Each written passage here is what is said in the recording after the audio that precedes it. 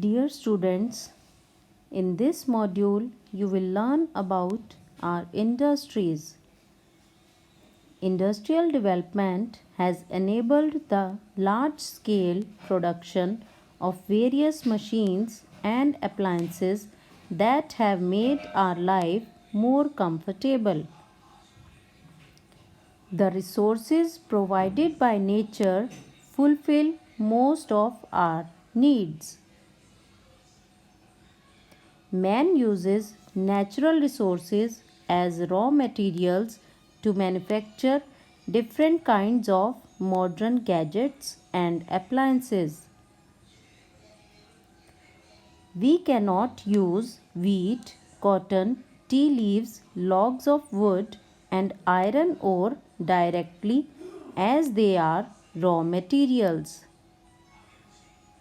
We need to convert them into finished goods such as bread, cloth, tea, furniture, and utensils before we use them.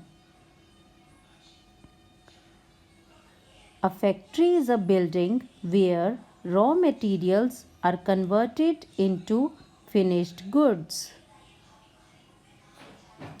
The process of making a particular product using machines in a factory is called an industry.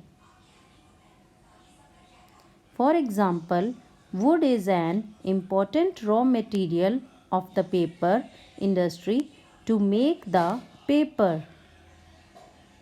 And paper is the raw material for manufacturing paper products like diaries, books, and notepads, etc. Many things are required to set up an industries like money or the capital is required to start a factory. The power supply or the electricity is needed to run the machinery in a factory. Human labor includes the people who work in factories or offices.